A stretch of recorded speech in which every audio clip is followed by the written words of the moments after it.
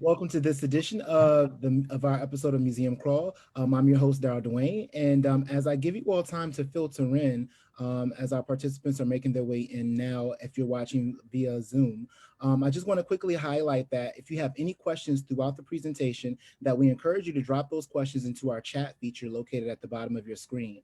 That will allow you to ask our guest today any questions, and we will get to those questions at the end. If you're watching via Facebook Live, we ask that you drop your questions into our comment section, and those questions will be filtered to us, and we will try our best to answer those live. Again, thank you for joining us. We are super excited today. For those who never set in on the episode of Museum Crawl, essentially the show came out of the idea that we still want to continue the conversations going with other institutions, along with us not being able to travel right now due to the current pandemic.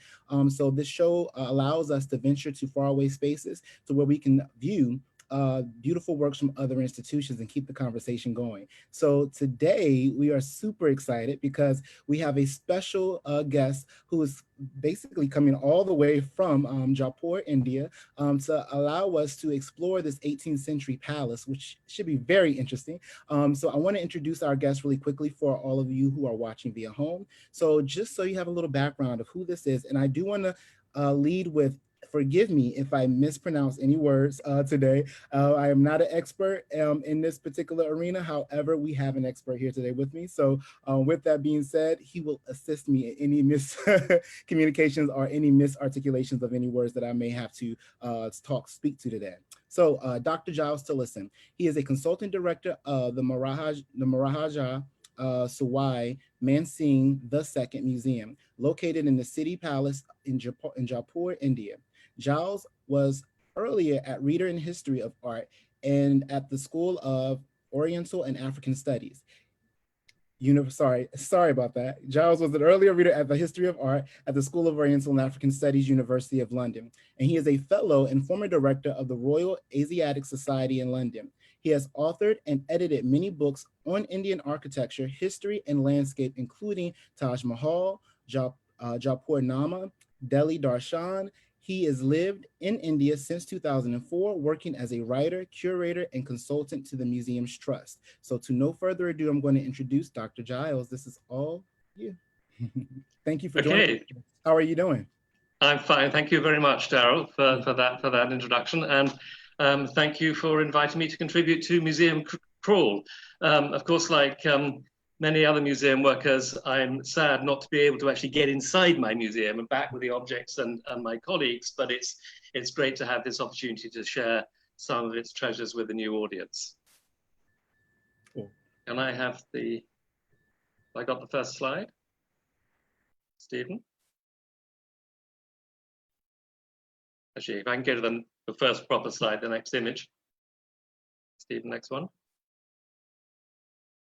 Among the Maharajas of Jaipur, the best known are probably the first and the last. Maharaja Sawai Jai Singh II, who founded the city in 1727 and is remembered most especially as an astronomer king, and Maharaja Sawai Man Singh II, after whom our museum is named, internationally famous as a polo player in the 1930s and a friend of foreign royalty. Next, please. Both of them commissioned paintings. For example, this large painting on cloth depicting the Govindev temple made for Sawai Jai Singh II, and on the right, an illustration of a classic poem painted around 1950 for Sawai Man Singh II. Next, please. But I want to focus on a Maharaja who came in between, Maharaja Sawai Pratap Singh, who ruled from 1778 to 1803, seen here in two fine portraits by the court artist Sahib Ram, of whom more later. Because Pratap Singh's patronage of the arts accomplished something exceptional, even by Jaipur standards, which has something to do, I think, with his special aesthetic sensibilities. He sought to achieve a combination or collaboration between different art forms in order to create something greater than the sum of its parts. Next, please. Sawai Pratap Singh inherited the towering Chandra Mahal and spacious courtyards that were built by the founder, all of which he used. Next, please. Including the palace garden, Jai Niwas, at the center of which stands the temple of Govindev, with an image of Krishna as the cowherd. that's been central to the worship of Pratap Singh's ancestors and people since the 16th century. Sawai Pratap Singh wrote poetry under the pen name Brajnidhi, a name which indicates his devotion to Lord Krishna. We have in the museum several manuscripts of collections of his verses. Next. One of his first additions to the palace was a series of wall paintings in a small shrine, originally dedicated to the worship of another form of Krishna, Srinathji. Though small, it's remarkably complete and well-preserved painted interior. Next. The paintings in the lower panel show scenes of court life, depicting recognizable spaces of the palace complex, and invariably featuring the young Maharaja watching an animal fight perhaps, or supervising a display of his artillery from the safety of a balcony or carriage. Next. His unbearded face, he's here in the center of this picture, indicates that he was still a child. He came to the throne at the age of 13. So we may deduce that these murals were painted no later than around 1780. Next. The niches above have other palace scenes. These are idealized courts, which yet in their details and general arrangement still seem to evoke the city palace. Their inhabitants are no longer Sawai Pratap Singh and his courtiers, but Krishna and Radha and their female companions. An idea propagated by the founder of Jaipur is that the Maharaja is really only the minister serving the real ruler, who is Krishna. And here, Krishna seems to take them at their word, occupying the palace. Their world becomes his. But this cuts both ways. By inviting him into their palace, they create a world that they share with him, erasing the boundary between royal and divine space. Next. Sawai Pratap Singh is best known for adding the Hawa Mahal, or Palace of Winds, whose fanciful facade is one of the city's iconic constructions. A court poem celebrating the building describes it not as modern commentators do, as a grandstand from which to observe processions in the street below, but as a mountain of beauty made by the king of the world, Pratap, as a trysting place for lovers, and especially for Krishna and Radha. The central section of the poem says, there is a hustle and bustle in the Hawa Mahal, where the lovers Radha and Krishna have arrived. It ends with their union. For many hours, the lovers' breaths are intertwined, and the poet suggests is this which gives the Hawa Mahal its name. Next. At the foot of the Hawa Mahal is the thematically related temple of Govardhan Nath, also built by Sawai Pratap Singh. While next, around the square known as Chandni Chowk at the southern entrance to the palace are 3 more temples built by him. To the west, now on the screen, is the Brajnidhi, the wealth of Braj, a name that alludes both to Krishna as the Lord of Vrindavan and to Pratap himself, who adopted that sobriquet as his pen name. Next, facing it on the east side of the square is the Krishna Bihari temple, while on the south, adjacent to the Tripolia gate, next, is the Sri Pratapeshwar temple, a Shiva shrine, whose name is again layered, referring to the god as the Lord of Pratap, the patron. It contains a family group of images with a distinctive Jaipur version of Shiva as a young man sitting at his ease. The 4 temples are less well known than the Hawa Mahal, but are all active places of worship today, and together they established Sawai Pratap Singh as a major patron of architecture. Next. I turn now to 2 series of illustrations to sacred texts produced in the court of Sawai Pratap Singh, starting with a selection taken from a 365 folio series illustrating the Dashama Skanda of the Bhagavad Puran, completed in 1792. The Bhagavad Puran, the name of the text, is an encyclopedic text dedicated to Vishnu. Its longest and most popular section is Book 10, which is mostly concerned with the story of Krishna. In one of the first images that you're looking at now, we see the moments following the birth of Krishna. Celestial beings at the top shower blessings on the imprisoned parents, Devaki and Vasudev, and their infant, while outside, at the bottom, the guards sleep. The color scheme of this night scene is appropriately somber, except for, next, the upper chamber, illuminated by Krishna's radiance, where the parents worship the newborn, who is miraculously already dressed in characteristic style. But with the evil King Kansa awaiting the birth as eagerly as the parents, they can't afford to hang about. And in the very next folio, next, Vasudev wraps up Krishna, who is now a normal naked infant, albeit blue, and carries him on a bed across the river Jamna to Gokul, where he places the child beside the sleeping Yashoda and returns with Yashoda's daughter as the substitute. The technique of continuous visual narration, the principal actor of the scene, Vasudev, appears 5 times in a single painting, was widely used in Rajput court painting. The angry snake of lightning in the sky that threatens this delicate operation on a stormy night is thematically answered by the protective snake Sheshnag raising its hood to ensure their safe passage, that white snake above Vasudev's head. But the artist seems as much concerned with the sleeping cattle and cowherds of Gokul, including, next, outside Yashoda's house, this charming pastoral vignette. There are many pastoral scenes, next please, to illustrate this phase of Krishna's childhood.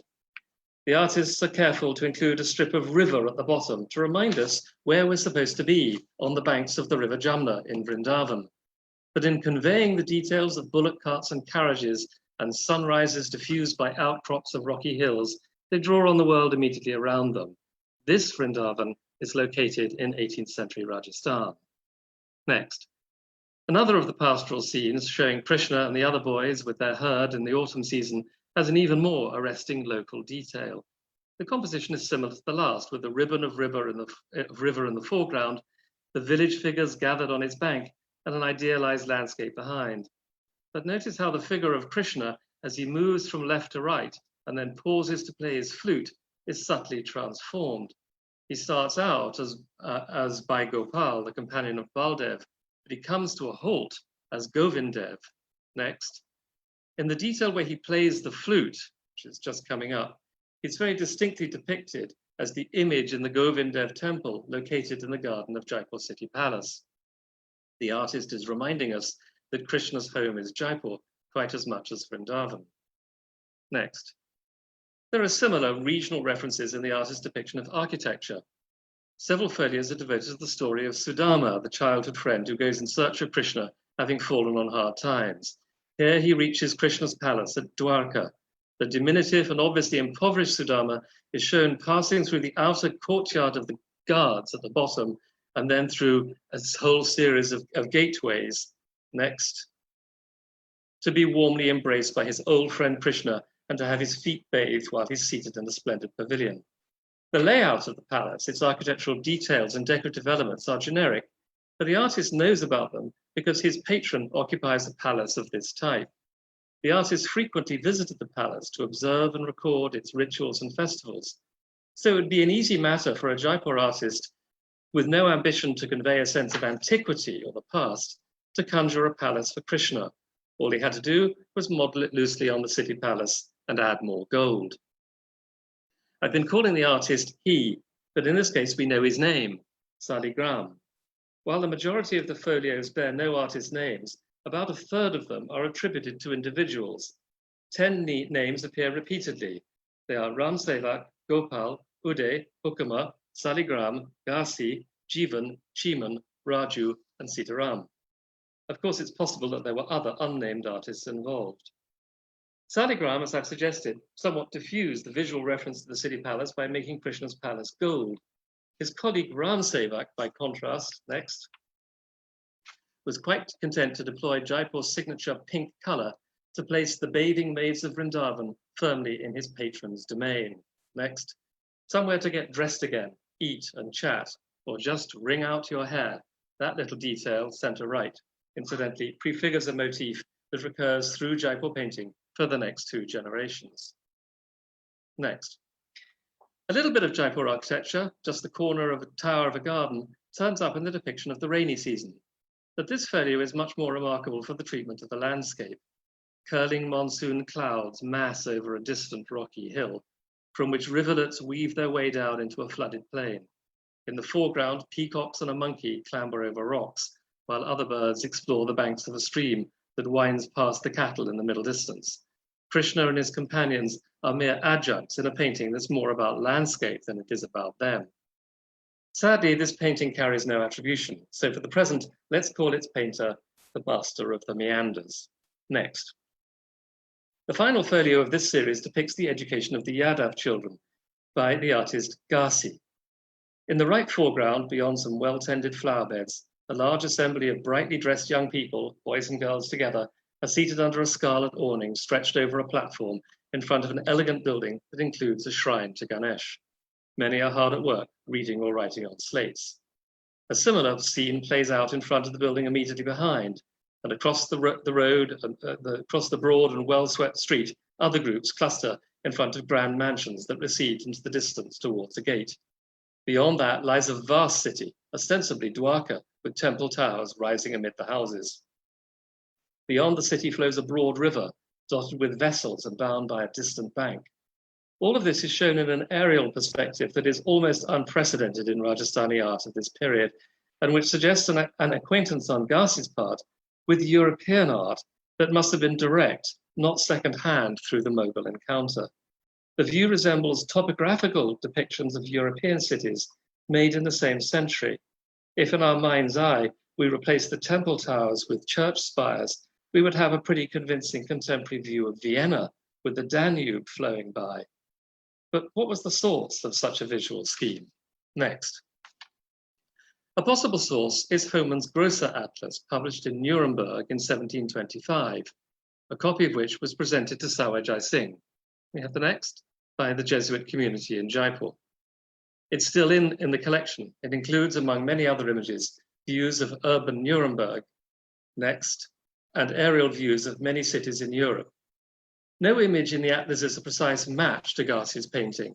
So if this is indeed his source, sorry, go back one, then rather to his credit, Garci was not copied or has not copied or adapted a specific view to his new purpose, but has instead assimilated their mode of viewing. Okay, next, please. The second great series of paintings produced at the court of Sawai Pratap Singh is a Devi Mahatmya, comprising 102 folios completed in 1799. This time, every single folio is attributed. Broadly, the group of artists is the same, with a few changes. 3 names disappear, and there are 3 new arrivals: Lakshman, Radha-Krishna, and Ram-Krishna. The story, as you may know, tells how the gods, threatened by a demon that they cannot subdue, together create a special goddess or Devi expressly for the purpose.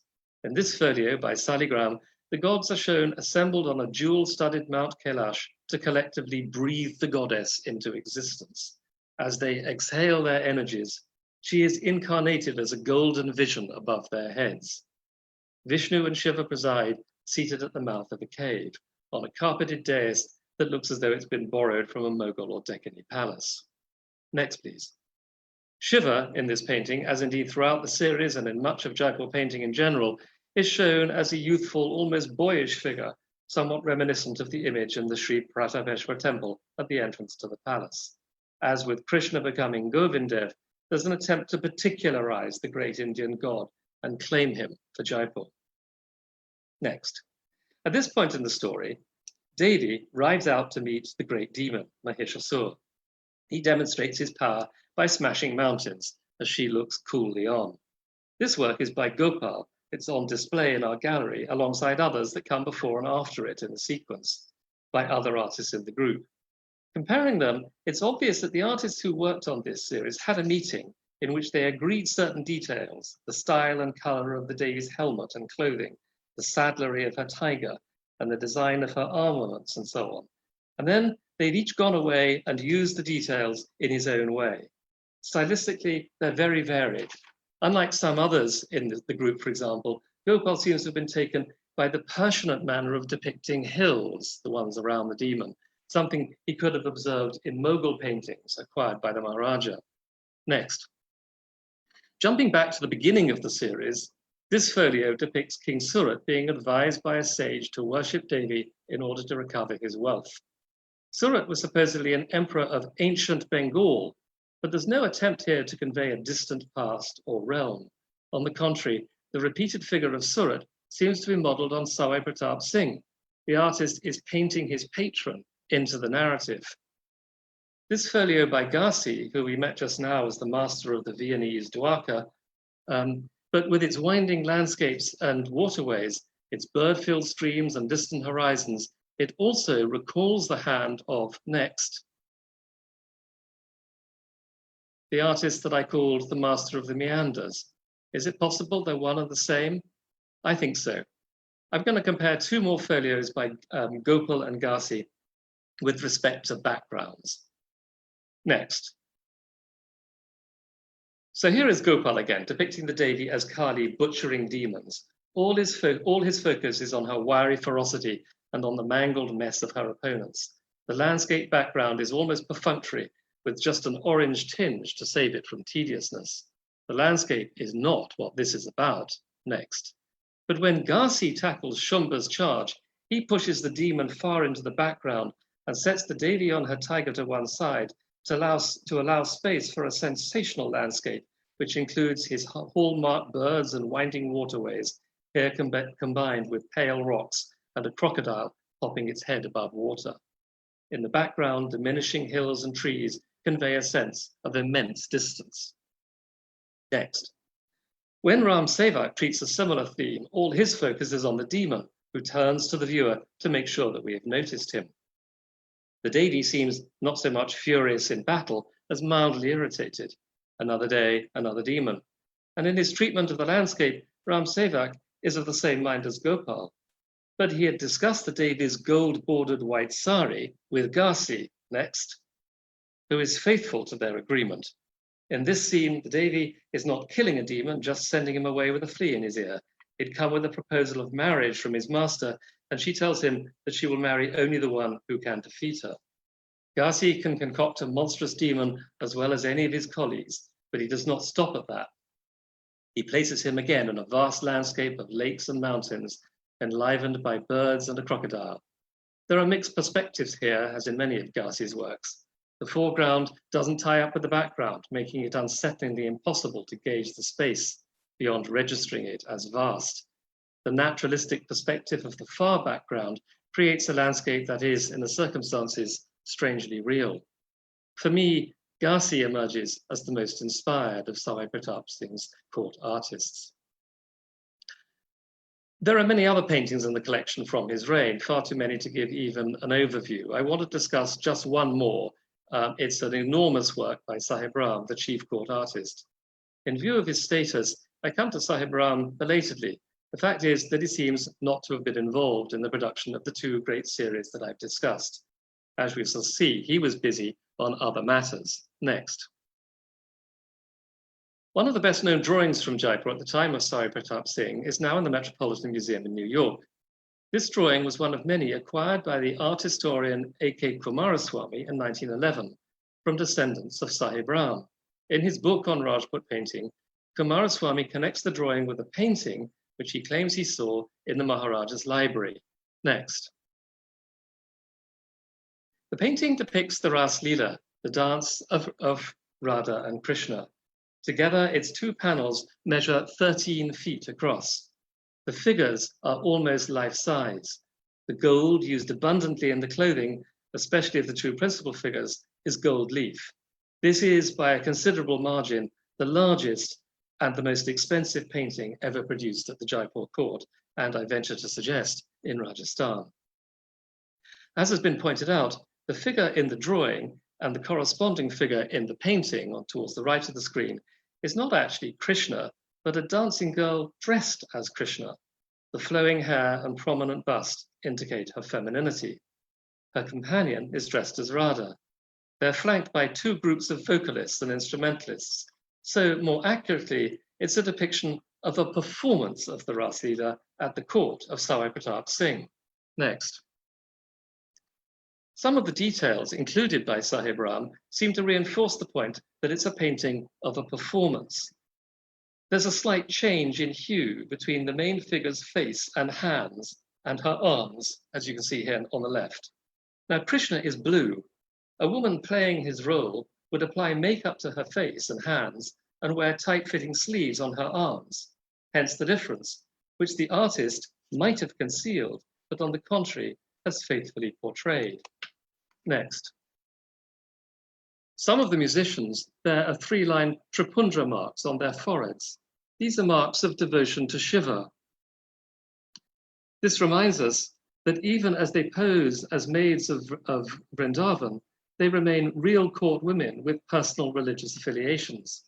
If you get up really close, you can see with through those parted lips, they have pan-stained teeth. Despite his flat, unmodeled, not unnaturalistic style of painting, Sahib Ram is showing us real women. We do not know their names, but Sahib Ram knew these people as fellow artists at the court. Next. A poem composed at the end of Sawai Pratap Singh's reign tells us that he used the terrace in front of the Sukh Niwas, the main abode of the palace, as a setting for dance performances. We have then a composite or total work of art. Sawai Pratap Singh commissions musicians and dancers to perform a Rasa-Lila on a terrace of his palace. He commissions his court artist to make a depiction of that performance to complement it, and he composes a poem declaring that Krishna's home in Jaipur is the Chandra Mahal. Architecture, music, dance, painting, and poetry join forces. Last slide, please. So to those who have the eyes and ears to detect it, the painting evokes not just the forms, but the sounds and movements of the players. But there's another overlap in play here, which Sahib Ram points to directly. As she dances, the principal woman becomes Krishna. She has his halo. Krishna is immanent in her, but at the same time, she remains her quotidian costume self. The divine and courtly worlds are merged. Thank you very much. Back to you, Daryl. Wow, thank you so much for that. Those works were literally breathtaking. They were very beautiful. I do want to just quickly draw some connections to our gallery space and to what you showed us today. I'll also want to give our viewers some time to enter their questions into the Q&A feature at the bottom. So if you have any questions for Dr. Giles, you can drop those questions in the Q&A feature, and I will get to them and read them aloud for our guests today. So I'll quickly cover these two pieces or highlight these two pieces that we have here depicted in front of you. These are from the Newark Museum of Art's collection. And we'll start first with the painting of Ardena. So you spoke a little bit to this particular individual. And in this particular painting, this painting is a painting from Jaipur, India. And in the painting, it shows a composite form of the Hindu god Shiva and his consort wife and goddess Parvati. Parvati is on the right side and has red henna tints on her hand, while the blue-skinned Shiva is on the left. He holds his attribute of a trident and a double-sided drum. As in many Indian paintings, the figure casts no shadows and are shaded as if they're glowing from within. So you'll see the halo there that you spoke to earlier to sort of depict the glowing feature. On the other side of your screen, we have a sarpesh, which essentially is a turban ornament. Again, this also comes from Jaipur, India as well. The crown jewels, like this sarpesh, were worn by aristocratic men in India during the Mughal period, 1526 through 1857, and the British Raja period, 1857 and 1947. Worn at the front of the side of an elaborately wound turban, often with a feather inserted in the back of the ornament. Such jewels indicated the wealth and rank of the wearer. This example is rare in that it is still remains the side pieces flanking the central paisley-shaped portion. Now, I do want to quickly highlight some quick facts about our Asian collection at the Newark Museum of Art. I do want to shout out Heidi really quickly for crunching the numbers for us. The museum's collection of Asian art includes more than 30,000 objects, and within that, we have roughly about 2,600 works of Indian art specifically in the Newark Museum's art collection. Even though we may not be in the space where we can venture to India, for those who are watching us locally in the New York and New Jersey area, you do have our galleries to sort of tide you over if you're interested in exploring more Indian art. And then as the travel bans lift and the pandemic simmers down, we can resume travel, I would definitely encourage you all to visit the beautiful palace that Dr. Giles Tillotson shared with us today. So I'm going to slide over to the questions so that we can get to the questions for Dr. Giles. So if you're still there, Dr. Giles, you can share your screen or share your video so we can see you as we ask the questions. So our first question comes from Eliza. Started reading the novel Return to Banapur, which much of your book is actual facts, and it's a question mark. So I'm guessing how much of your book is actual facts is the question from our viewer Elisa. Dr. Giles, do we still have you? Hi, I've got actually seemed to work through the presentation, but it's suddenly gone a bit wobbly. How to answer that? I mean, the novel, came out of some research I had been doing on the late 19th century, where if you read enough about certain historical characters, they start talking to you in your head. So it's a work of fantasy. It's a work of fiction. And, what the characters say is all invented. It's all imagined, but it's on the basis, as I say, of my feeling that I know these people. So yeah. Okay. This question comes from Larry, and it's a two-part question. So we'll start with part one. So Shiva in blue in some paintings. Other figures are mostly white, but some colored. So that's question one. So I'm not sure exactly what so Shiva is in blue, some paintings, other figures are mostly white, but some colored. I'm not sure, Larry, exactly what you may be asking. Maybe Dr. Giles, you might be able to rather pull from that statement what the question might be. Well, Krishna is almost invariably shown blue, but frequently so not in the question I'm going to have you repeat that. I think we're having some tech issues with the bandwidth because the audio came in a little distorted. So if you could just repeat that really quickly for our viewers, that would be greatly appreciated. So the second question, I think, is about the inlaid mirror work in a high room in the Chandra Mahal. It's near an upper level, and yes, that is a traditional style of decoration. It's common also in Mughal architecture. There are different kinds of technique and motifs used in Mughal architecture, but there's a very fine example near the top of the Chandra Mahal, several stories above the terrace that I showed you. Okay. This question comes from another viewer from our Zoom. They want to know, do you think that Gahasi was also looking at European prints? Do you know if there were European visitors at Jaipur court in the 18th century?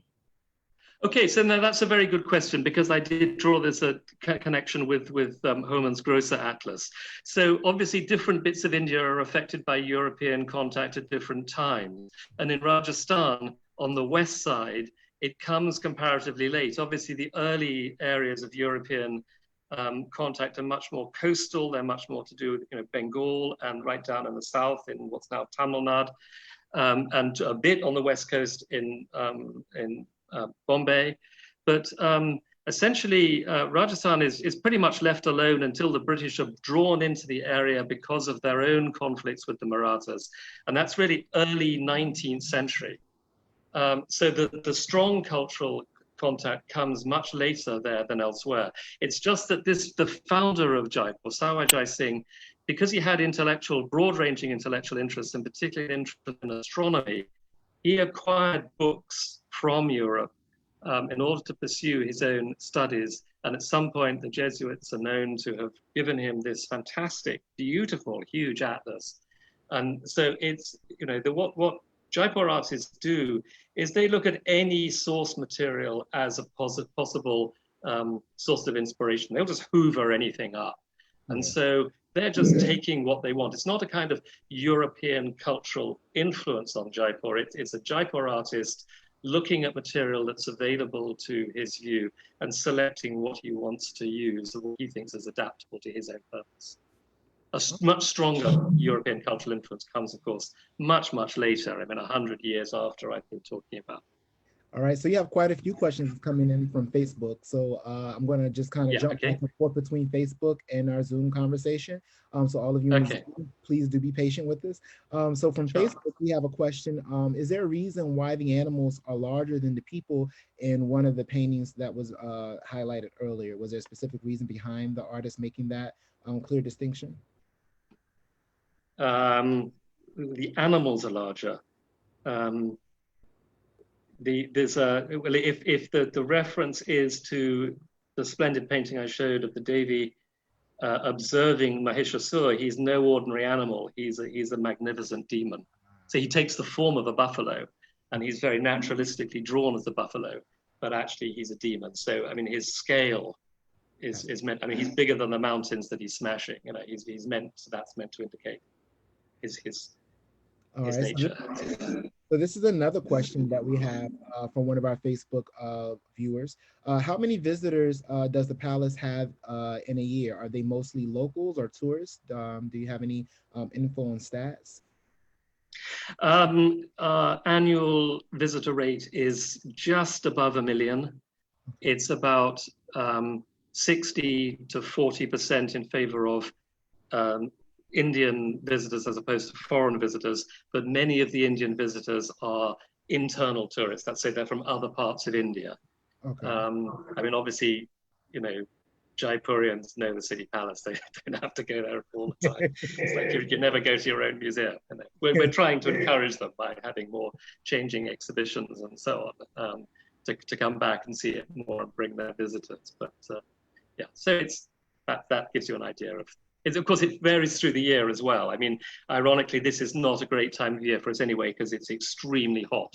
I mean, in Rajasthan at the moment, it's routinely between 42, 46 degrees during the day. It's really, really hot. So tourism really falls off in these summer months. COVID hasn't helped, but and we're all going through the current pandemic shutting down our museum spaces. So Larry gave us a little more clarification on his question, on their question from earlier. So that initial question that I asked about the significance and the coloration of Shiva, the blue coloration. So Larry wants to know, what is the significance of the color of Shiva blue, while most others white, but some are colored? Why is there a distinction between the two? Why in some blue and others? But it's not. I don't think it's a consistent distinction. I'd say, except that Krishna is always blue, but Shiva can be represented either white or dark, and when he's dark, he's often is shown blue. Yeah. This question comes from Facebook Live. So, what was life at the court in those times? What would the people do on a daily basis? Yeah, very difficult. It's a very interesting question, but what a difficult one to answer. I mean, our best insight is, I referred very briefly, I didn't name it, a court poem called Pratap Prakash, which describes a day in the life of Pratap Singh, the patron I was talking about. And obviously it's a very idealized account. He does absolutely everything in one day. So it's meant to be a kind of day in the life of, and he packs everything in. But so there's a certain amount of formal durbars, of formal council meetings and so on. There's a lot, particularly in the evening, of sitting around watching dance performances like the one depicted in the last painting I showed, and chess playing and philosophical discussions, a lot of music. I mean, I think perhaps focusing on the paintings, what I didn't adequately convey was the rich texture. I mean, I was looking at the paintings and to some degree the architecture, but one of the images from your museum, exactly of the right period, the Sarpesh, points to the jewelry, of course, which adorned these people. We still have a lot of garments as well, a lot of textiles and garments, which are an important part, not just of the clothing of the people, but of the furnishing of the spaces. So to reconstruct the palace, as it were, as it was in the time of Pratap Singh, you need all of these different arts coming together. Okay. This question is from one of our Zoom viewers. They have a question in reference to about the site itself.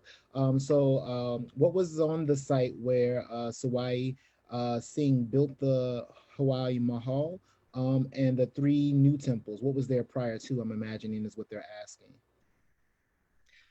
Nothing.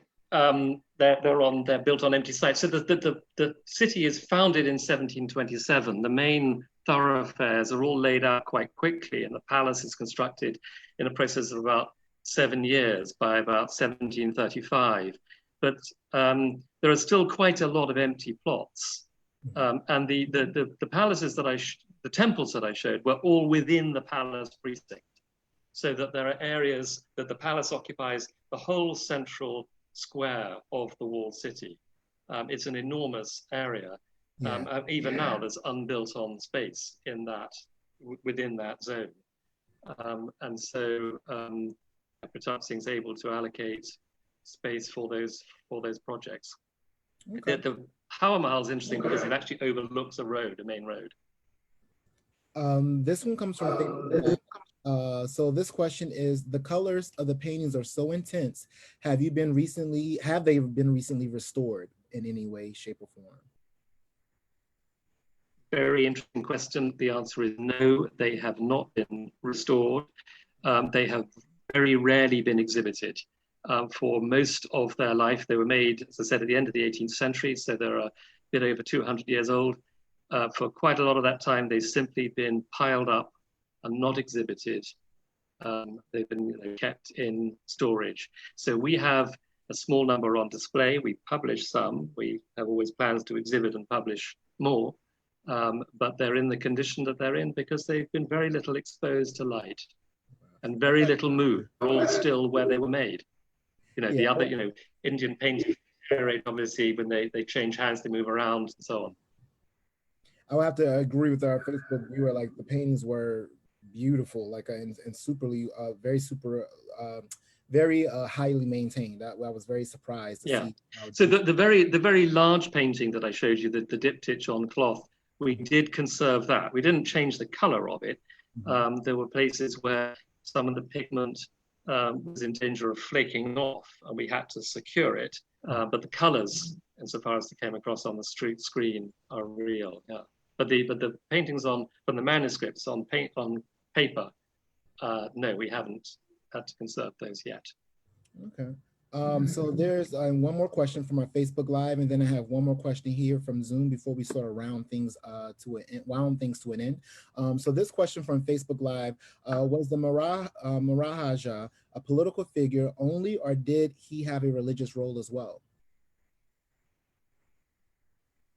Oh, he had an important religious function. I mean, as the protector of certain cult deities. So, one of the most important temple in Jaipur is the Govindev temple. I showed you right at the top, a cloth painting which depicts the altar, as it were, in that temple with the figure of Krishna and Radha on that. So the painting depicts a real image of Krishna, which is enshrined in the temple, which has belonged to the ruling family of Jaipur since the 16th century. So it's their job to protect it. And that's just one of half a dozen similarly important images of gods enshrined in important temples. So they have had historically a very important role as patrons of temples. Okay. So then this question that we have in our Zoom box, this actually is a question for me. So curious about why our institution collects, or why your institution collects Indian art from Jaipur, such as the examples that you highlighted. What's the rationale? Is it because you have lots of Indians locally? That is a great question. I mean, we do have in the Newark, New Jersey area, we do have a great or a vast of Indians that reside locally. However, it's always sort of been the museum's mission to make sure that we have a better understanding of the world around us. So we've had a very strong history since the beginning, pretty much based on the idea of our founder of our museum, about us being a space that collects and preserves things throughout history. So our another very extensive collection of ours is our African art, and we were sort of like the leading one of the leading institutions in the beginning to start collecting those items, ultimately because we felt it was very relevant that we highlighted all cultures in our space. So that would be more sort of the thought process behind it, not simply just catering to a local audience, but that the idea that our global audience matters and global representation matters. And us to better understand our global neighbors, we would need to have works from all over the world. So I hope that answers your question for the viewer that is watching. And then we have a shout out to you, Dr. Giles. They want to say many thanks. This was very interesting, and they truly enjoyed it.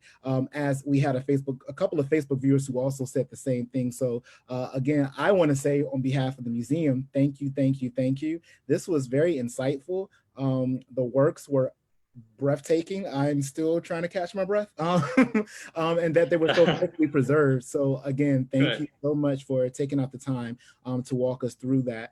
We do hope that you will join us maybe again down the line. We could do another walk and talk of some of the other pieces you may have to be able to. Yeah, absolutely. We have a fantastic photograph collection, for example, from the early photographs from the 1860s and 70s, which maybe would be the subject of another one, a different Maharaja, obviously. But thank you so much for hosting me and for letting me participate in this thing. I'd say, going back to the earlier question, it's great for me as the partisan of Jaipur art to see two very fine works of Jaipur art as far away as Newark, working as ambassadors for the arts of Jaipur. Real pleasure to see those pieces. And I think that speaks to the larger thing of the beautiful spaces of institutions like our institutions, right? Both of our institutions are there to sort of remind people of all this beautiful history that's there, and also to show and be reflective of how often a lot of our world cultures overlap. So really, again, thank you from the bottom of our hearts. We appreciate your time. And for all of our viewers at home, I want to encourage you to make sure that you continue to follow us on our social media platforms. I'm sure Dr. Giles Tillotson, if you have the museum's social media pages, would you be able to shout those out for our viewers really quickly so they know how to find you all online?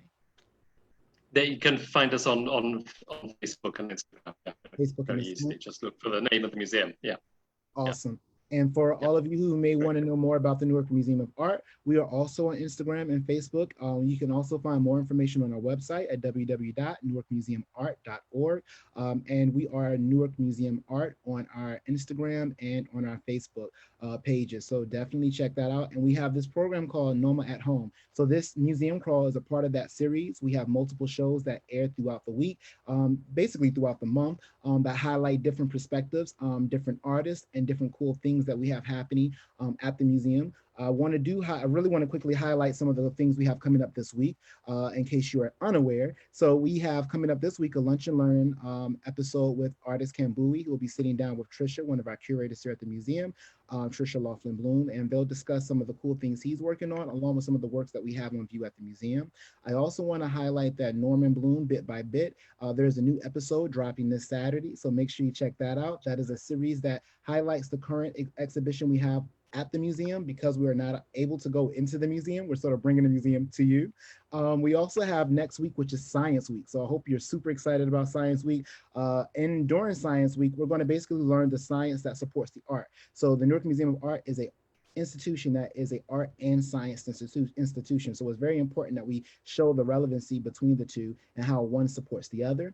So throughout Science Week, we'll be having different events. We're kickstarting Science Week off with a Leap into Science Live, where you get to learn about light and shadow. And then we have later that week, Sam's Socially Distanced science quiz, which is another live series where you get to test your mental stamina. So that's going to be very exciting and very fun. You can play along at home. And I also want to encourage you to keep out on the lookout for our summer camp. So we will be doing summer camp this summer. I know with COVID-19, it's been very difficult for our parents who've had all to become teachers at home. So you can take the load off a little bit this summer and allow us to entertain and and I like to say edutainment, right? So educate, we edutain your scholars throughout the summer. Our summer camps will be virtual, so you will be able to sign up for our virtual summer camps online. And it's a cool assortment of programming, including dance. So they're not at a lack of options for your youth.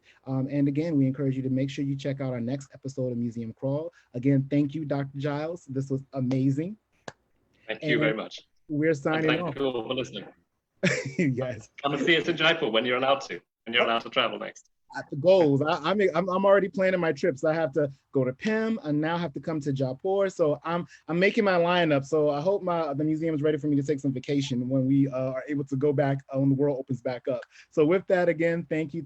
Again, a lot of shout outs in the chat saying thank you as well. And for all of you, again, viewing at home, this episode will air on our Facebook page. So if you missed any of it, you can go back to our Facebook page and watch the episode in its entirety. Thank you all and have a great afternoon. Bye. Thanks. Bye. Bye.